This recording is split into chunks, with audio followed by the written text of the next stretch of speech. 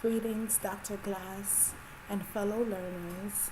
According to our text, Barlow and Durham stated that the characteristics for dissociative identity disorder is that there needs to be two or more distinct personalities. So each personality have their own tone, their own voice, their own behaviors, characteristics. Also, there should be unable to recall the different gaps in your life, like everyday living. You know, you may not recall how you went through from the morning to the evening. Also that these different personalities are not part of your culture or your religion. It's not like a tribal ritual or something like that. Also, these personalities should cause a distress or impairment in your social life and even your occupational life, your everyday functioning. And also, these characteristics are not because of drug use or alcohol use. So those are the characteristics.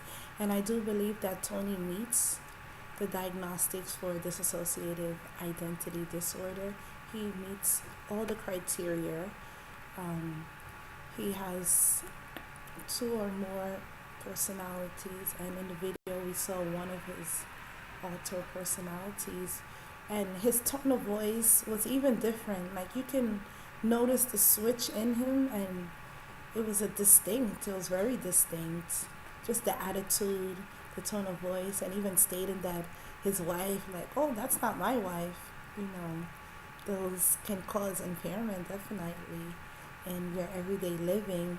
And his wife has to be a strong woman to even stay with him, knowing that he has this disorder, or just sitting there and being able to hear him say, well, his alter personality saying, oh, that's not my wife, that's Tony's wife. It's like the same body, just a different personality. I'm sure that must be tough to deal with. Also, I think some of the treatments for dissociative identity disorder can be to go through the individual's life, the host, to see what trauma or what experiences they have that has caused them to branch off into this alternative identity. Also, I think teaching the individual how to deal with life stresses, life traumas, and life situations, the unfavorable ones, I think that might be helpful also, so that way the personalities don't, accumulate where you're branching off into all these different identities, but just learning how to cope with living life.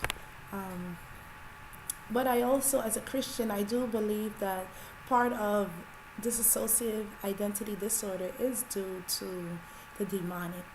I remember an incident in church where we were in high worship, and then it was revealed that a woman was possessed.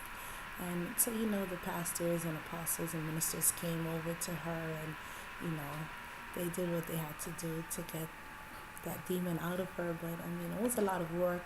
But one of the things that happened is that she blanked out. She just passed out, and it wasn't her anymore. Then the demon manifested and started speaking.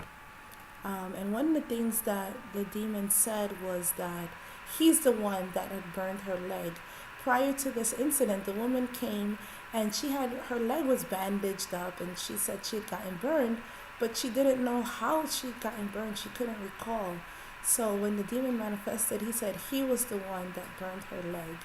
So that kind of reminds me of dissociative identity disorder, and the fact that the woman couldn't remember how she got burned, but the demon knew very well. So I can understand why those two would go hand in hand, or people may associate dissociative identity disorder with the demonic.